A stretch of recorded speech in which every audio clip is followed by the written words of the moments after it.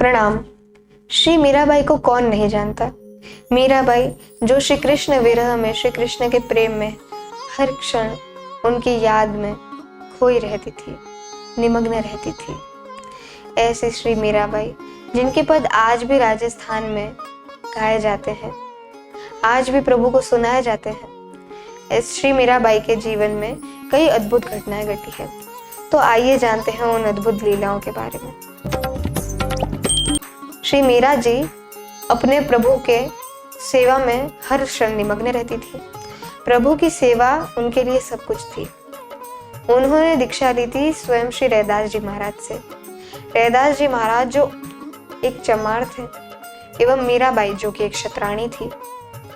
यदि हम उस समय को देखकर यह बात का चिंतन करें तो हमें पता चलता है कि मीराबाई जो कि एक क्षत्राणी थी और उन्होंने एक शूद्र से दीक्षा ली थी, तो हम सभी यह सोच सकते हैं कि उस क्षण उनका कितना विरोध हुआ होगा। जब श्री मीराबाई के पति प्रभु को प्राप्त हो गए, तब उनके देवर राणा विक्रमादित्य गद्दी पर बैठे, जो कि श्री मीराबाई से हमेशा से ही घृणा करते थे। उन्होंने कालकूट विष का प्रबंध किया एवं श्री मीराबाई के पास उदा यानी मीराबाई की ननद के साथ भिजवाया। उदा ने जहर को चरणामृत कहकर मीराबाई को दिया। जब उदा ने वह कटोरा दिया, मीरा जी ने कोई भी प्रश्न नहीं किया। उनकी चरणामृत में इतनी निष्ठा है कि उन्होंने ये भी नहीं पूछा कि यह किसने भिजवाया। राणा विक्रमादित्य उनसे कितनी घृणा करते थे वे भी वह जानती थी, लेकिन उन्होंने यह नहीं सोचा कि यह मेरे दुश्मनों ने भिजवाया है, इसमें कुछ हो सकता है। उन्होंने अपने प्रभु के चरणामृत के नाम जुड़ने से मात्र से उस विष को बिना कुछ पूछे ही अपने होठों से लगा दिया। यह देखकर उदा का कठोर दिल भी, उदा का पाषाण जैसा हृदय भी पिघल गया। उदा ने तत्क्षण मीराबाई को रोक दिया और यह कहा कि हे बाईसा, इसमें विष है। किंतु मीराबाई श्री कृष्ण के प्रेम में दीवानी, उन्होंने कहा कि भले ही यह विष हो, किंतु अब इसमें मेरे प्रियतम के चरणामृत का नाम जुड़ गया है। अब यह विष हो या कुछ भी हो, हम इसे पिएंगे। और मीराबाई ने उसे ग्रहण किया।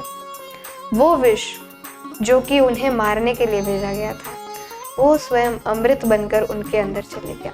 मीराबाई को कुछ नहीं हुआ। मीराबाई के पास एक बार शेर तक भेजा गया, एक नाहर तक भेजा गया। सभी दासियां महल की भाग गई। मीराबाई को कहने लगी कि आप भाग जाइए, नहीं तो भूखा नाहर है, आपको खा जाएगा।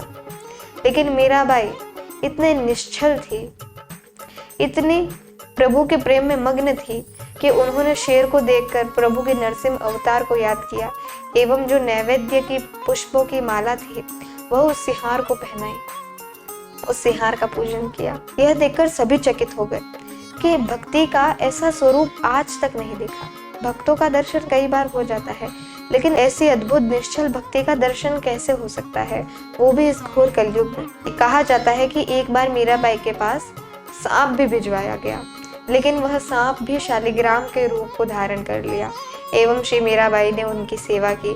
आज भी वह शालिग्राम श्री वृंदावन धाम में मीराबाई की भजन कुटीर पर उनके मंदिर पर है। श्री मीराबाई जो कि उस समय के सभी प्रबंधों को तोड़कर केवल अपने प्रभु के प्रेम में चल देती थी जहां उन्हें उनके प्रभु बुलाते। श्री मीराबाई का अद्भुत जीवन चरित्र है। श्री मीराबाई की अद्भुत निश्चल भक्ति है।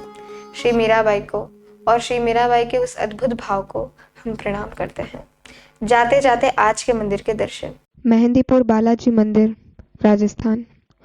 मेहंदीपुर बालाजी मंदिर राजस्थान के तहसील सिकराय में स्थित हनुमान जी का एक प्रसिद्ध मंदिर है। भारत के कई भागों में हनुमान जी को बालाजी कहते हैं। यह स्थान दो पहाड़ियों के बीच बसा हुआ बहुत आकर्षक दिखाई देता है। यहाँ बहुत ही अद्भुत चमत्कार देखने को मिलते हैं।